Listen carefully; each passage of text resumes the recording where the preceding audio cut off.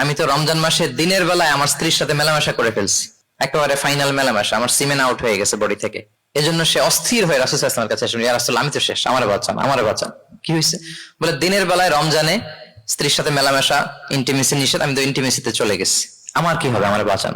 তো আপনারা জানেন যে ইচ্ছাকৃত যদি কেউ রোজা ভাঙে, আমি আপনাদেরকে বোঝাচ্ছি হচ্ছে ফ্লেক্সিবিলিটি, ইসলাম যে কতটা ফ্লেক্সিবল এটা আগে মাথায় রাখেন, যে what is the essence of flexibility in Islam, কতটা ফ্লেক্সিবল ইসলামের নিয়ম কানুন আর তাইসির।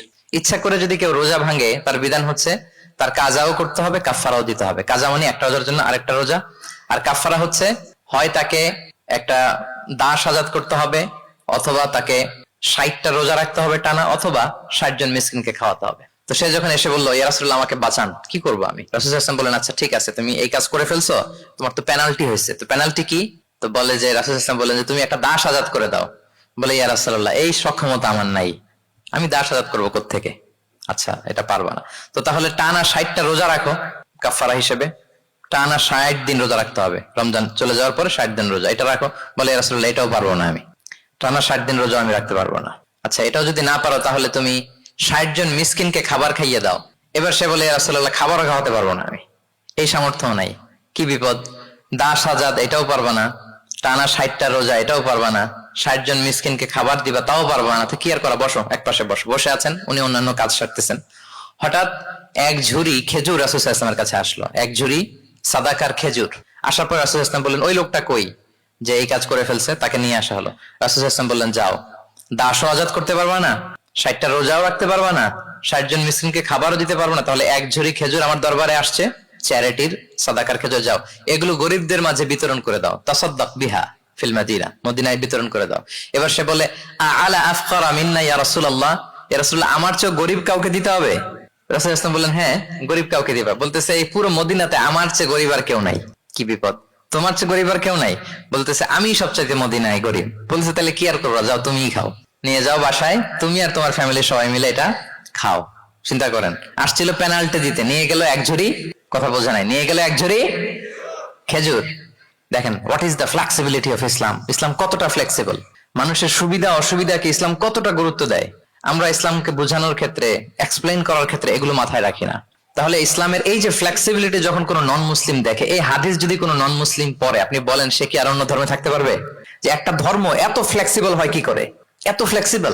এভাবে আপনি যদি দেখেন যে রাসূল সাল্লাল্লাহু আলাইহি ওয়াসাল্লাম খুব সহজ করে দিন ইসলামকে উপস্থাপন করেছেন। কাউকে যখন তিনি কোনো দায়িত্ব দিয়ে কোথাও পাঠাতেন, তখন তিনি একটা বিখ্যাত কথা বলে দিতেন, সব সময় বলতেন যে বাশশিরু ওয়ালা তুনাফিরু ইয়াসসিরু ওয়ালা তুআসসিরু, তোমরা মানুষকে সুসংবাদ দাও দিনের ব্যাপারে, মানুষকে ভয় দেখিও না, দিন থেকে ভাগিও না। ইয়াসসিরু, তোমরা দিনকে সহজ করে প্রেজেন্ট করো, ইসলামকে জটিল করে মানুষের সামনে কখনো প্রেজেন্ট করো না। ফ্লেক্সিবিলিটি। আল্লাহ রাসূল সাল্লাল্লাহু আলাইহি ওয়াসাল্লাম তিনি একবার মসজিদে নববীতে বসা, এক বেদুইন আসলেন, বেদুইন নোমাডিক গাই, বেদুইন যার মধ্যে সভ্যতার ছোঁয়া লাগেনি। তো সে মসজিদে ঢুকেই উঠে চড়ে আসলেন, উটটাকে মসজিদের পিলারের মধ্যে বেঁধে রাসূল সাল্লাল্লাহু আলাইহি ওয়াসাল্লামকে সালামও দিচ্ছে না, কি দিচ্ছে না, সালামও দিচ্ছে না, কথাও বলতেছে না। মসজিদে ঢুকে পিলারের মধ্যে উটটাকে বেঁধে 2 রাকাত নামাজ পড়া শুরু করছে। 2 রাকাত নামাজের পরে দোয়া করতেছে। কি দোয়া জানেন? দোয়ায় বলতেছে আল্লাহুম্মা আরহামনি ওয়া মুহাম্মাদা ওয়া লা তারহাম মা'আনা আহাদা, মানে আল্লাহ তুমি শুধু আমাকে রহম করো আর মুহাম্মদ সাল্লাল্লাহু আলাইহি ওয়াসাল্লামকে রহম করো, আমাদের দুইজনের সাথে আর কাউরে তুমি রহম করো না। বেদুইন হলে যা হয়, তার যে এটিকেটস অফ দোয়া, দোয়ার যে আদব, অন্যের জন্য দোয়া করলে যে নিজের লাভ এটা ভুলে গেছে। আপনারা এটা জানেন তো যে অন্যের জন্য দোয়া করলে লাভ? জানেন আপনি যদি এক ভাইয়ের জন্য দোয়া করেন যে আল্লাহ সে অসুস্থ, তুমি তাকে সুস্থ করে দাও, ফেরেশতারা বলতে থাকে আল্লাহ যিনি এই দোয়াটা করলেন তার কোনো অসুস্থতা থাকলে আগে তুমি তাকে সুস্থ করে দাও।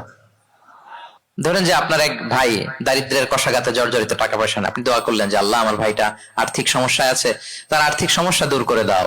ফেরেশতারা দোয়া করে আল্লাহ যিনি দোয়া করলো তার যদি আর্থিক সমস্যা থাকে তুমি আগে তার আর্থিক সমস্যা দূর করে দাও। সুবহানাল্লাহ সুবহানাল্লাহ বিহামদি। তো এক লোক এই হাদিসের ফজিলত শুনে ইফতারির পূর্ব মুহূর্তে, যেহেতু দোয়া কবুল হয়, তার ওয়াইফ ইফতারি তৈরি করতেছে, এই হাদিসের ফজিলত শুনে এক লোক তার বন্ধুর জন্য দোয়া করতেছে যে আল্লাহ আমার বন্ধুটা তো এখনো বিয়ে হয় নাই, তুমি সুন্দরী রূপবতী একটা স্ত্রীর ব্যবস্থা করে দাও আল্লাহ আমার বন্ধুর। এই দোয়া শুনে তার স্ত্রী তো রেগে মেগে আগুন, সেই ইফতারি রেখে দিয়ে এসে বলে এই এত বড় সাহস, কি দোয়া করো এসব উল্টাপাল্টা? স্বামী বলে কি দোয়া উল্টাপাল্টা, কি দোয়া করলাম? আমি তোমার বন্ধুর জন্য দোয়া করছি যে আল্লাহ তারে তুমি রূপবতী সুন্দরী স্ত্রীর ব্যবস্থা করে দাও। তো ওয়াইফ বলে এই তুমি কি মনে করছো আমি হাদিসটা জানি না যে অন্যের জন্য ভালো কোনো দোয়া করলে আগে এটা নিজের জন্য কবুল হয়? সুবহানাল্লাহ। দেখেন ইসলামের বিধান কত সুন্দর। আপনি অন্যের কল্যাণ কামনা করলে এটা এই কল্যাণ ফিরে আপনার দিকে আসে আগে। সুবহানাল্লাহ। তো ওই বেদুইনের এটা জানা ছিল না, সে এসে দোয়া করতেছে আল্লাহুম্মা আরহামনি ওয়া মুহাম্মাদা ওয়া লা তারহাম মা'ানা আহাদা। আল্লাহ তুমি শুধু আমারে রহম করো আর মুহাম্মদ সাল্লাল্লাহু আলাইহি ওয়াসাল্লামের রহম করো, আমাদের দুজনের সাথে আর কাউরে রহম করো না। রাসূল ইসলাম তাকিয়ে বলেন, হায় রে, একটা প্রশস্ত বিষয়কে সে সংকীর্ণ করে ফেললো। আফসোস করে বলতেছে, কারণ আল্লাহর দরবারে রহমের কি কোনো ঘাটতি আছে বলেন তো? আল্লাহর দরবারে রহমতের কোনো কমতি আছে? নাই। রাসূল ইসলাম বলে সে তো সবাইকে ইনক্লুড করতে পারতো। আচ্ছা গেল, দোয়া শেষে এবার সে মসজিদে নববীর মাঝখানে বসে পেশাব করা আরম্ভ করছে। এবার তো সাহাবারা রেগে মেগে আগুন, কি এত বড় সাহস, মসজিদে নববীর মাঝখানে পেশাব, সবাই উদ্ধত হচ্ছে, তাকে মারতে যাবে। রাসূল ইসলাম সবাইকে সামলালেন, থামালেন, বললেন রাখো রাখো রাখো, ছাড়ো, আগে সারতে দাও। কারণ কেউ যখন ওয়াশরুম সারে মাঝখানে তাকে ডিস্টার্ব করা যায় না, এটা তার ক্ষতি হবে। রাসূল ইসলাম বললেন রাখো, লেট হিম পাস ইউরিন, তাকে কাজ সারতে দাও। সে কাজ সারলো। এবার রাসূল ইসলাম বললেন ও হারিকু আলা বাউলিহি সাজলান মিন মা, তার পেশাবের উপর এক বালতি পানি ঢেলে দাও, দিয়ে ফেললো। এবার রাসূল সাল্লাল্লাহু আলাইহি ওয়াসাল্লাম বললেন ইন্নামা বুইসতুম মুয়াসসিরিন ওয়া লাম তুবআসু মুআসসিরিন। হে সাহাবারা, মনে রাখো তোমরা সহজপন্থী হিসেবে প্রেরিত হয়েছে, তোমরা কট্টরপন্থী হয়ে পৃথিবীতে প্রেরিত হও নাই। সুবহানাল্লাহ। তাহলে যে কোনো জিনিসের সলিউশন আপনার সহজ ভাবে করতে হবে, এটাকে জটিল বানানো যাবে না। আমরা অনেক সময় জটিল থেকে জটিল করি। তখন এই বেদুইনকে রাসূল ইসলাম ডেকে বললেন, আচ্ছা তুমি যে কাজটা করলে, মসজিদে নববীর মাঝখানে পেশাব করলে, এটা কি ঠিক হলো? তুমি কি জানো এটা আল্লাহর ঘর, এটা আমাদের মদিনার কমিউনিটির ইবাদতগাহ, এখানে আমরা আল্লাহর ইবাদত করি, আল্লাহর জিকির করি, আল্লাহর কিতাব তেলাওয়াত করি, এটা কি তোমার ঠিক হলো? এইভাবে যখন আদর দিয়ে পরম মমতায় তাকে বুঝিয়ে বলা হলো, সে লজ্জিত হয়ে মাথা নিচু করে ফেললো। সুবহানাল্লাহ। সে রাসূল সাল্লাল্লাহু আলাইহি ওয়াসাল্লামের কাছে ক্ষমা চাইল। তাহলে প্রিয় সুধী, আপনি কোমলতা, ভালোবাসা দিয়ে যা জয় করতে পারবেন, কঠোরতা দিয়ে সেটা পারা যায় না। খেয়াল রাখবেন, ভালোবাসা দিয়ে যেভাবে আপনি মানুষের হৃদয় জয় করতে পারবেন, কঠোরতা দিয়ে পারবেন না। এজন্য ইসলাম ফ্লেক্সিবিলিটিতে বিশ্বাস করে। ফ্লেক্সিবিলিটি, লা ইউকাল্লিফুল্লাহু নাফসান ইল্লা উসআহা। আল্লাহ সাধ্যের বাইরে কাউকে কখনো কিছু চাপিয়ে দেয় না। এজন্য ইসলামকে সহজ করে উপস্থাপন করতে বলেছেন তিনি। মুআয ইবনে জাবাল রাদিয়াল্লাহু তাআলা আনহুকে রাসূল সাল্লাল্লাহু আলাইহি ওয়াসাল্লাম একবার ইমাম বানিয়ে পাঠালেন একটা এলাকায়। তো ওই এলাকার লোকেরা ছিল শ্রমজীবী সাহাবী, শ্রমজীবী। উট ব্যবহার করে সেখান থেকে কুয়া থেকে পানি নিয়ে খেজুর গাছের মধ্যে দিত। সারাদিন যখন কষ্ট করতো, হার্ড ওয়ার্কিং করতো, বিকেলে ক্লান্ত হয়ে পড়তো। তো উনি মাগরিবের নামাজে সূরা বাকারা দিয়ে একবার তেলাওয়াত শুরু করলেন। সূরা বাকারা কোরআনের সবচাইতে ছোট সূরা নাকি সবচাইতে বড়? তো উনি যখন বাকারা দিয়ে নামাজ শুরু করলেন, এক শ্রমজীবী সাহাবী এসে আর কন্টিনিউ করতে পারছেন না, এত লম্বা কেরাত কিভাবে পারবেন, তো ক্লান্ত, শ্রান্ত, পরিশ্রান্ত। উনি রেগে নামাজ ছেড়ে দিয়ে একা একা নামাজ পড়ে রাসূল সাল্লাল্লাহু আলাইহি ওয়াসাল্লামের কাছে যে অভিযোগ করলেন, নালিশ করলেন।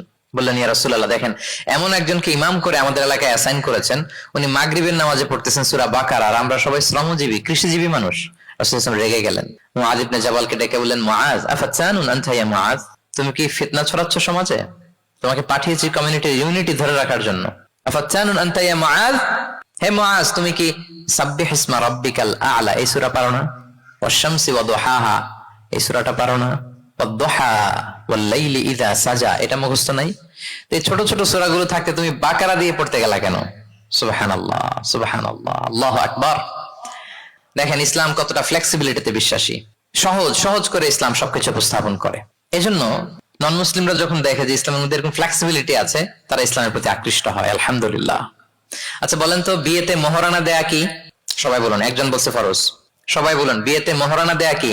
ওয়া আতুন নিসা সাদাকাতিহিন্না নিহলা, সানন্দ চিত্তে স্বামীদেরকে আল্লাহ বলছেন তোমরা তোমাদের মহরানা ডৌরি দিয়ে দাও। দিতেই হবে, অনেকে এটা দেয় না, ঠিক না? দিয়ে দিতে হবে। তো দেয়া ফরজ। মহরানা দেওয়ার মতো অর্থ এক সাহাবীর নাই। এক সাহাবী বলেন, ইয়া রাসূলুল্লাহ, বিয়ে করব, মহরানা আছে? নাই। তো না থাকলে কি বিয়ে করবা কি করে? এখন যাকে পছন্দ করছে ওই নারীকে জিজ্ঞেস করতেছে, তুমি কি কোরআন পারো? মেয়ে বলে, না আমি তো কোরআন পারি না। তো যে সাহাবী বিয়ে করবেন ওনাকে বলেন, তুমি কোরআন পারো? হ্যাঁ আমি তো অনেকগুলো সূরা পারি। তখন রাসূল ইসলাম ওই কন্যাকে, মেয়েকে ডেকে বলল যে তুমি তো সূরা পারো না, তোমার হবু হাজবেন্ড অনেকগুলো কোরআনের সূরা পারে, তো তোমাকে তোমার স্বামী প্রতিদিন কিছু না কিছু সূরা মুখস্থ করাই দিবে, এটাই হয়ে যাবে তোমার বিয়ের মোহর। তাহলে বলেন তো সহজ না কঠিন? ওযু করে নামাজ পড়া কি?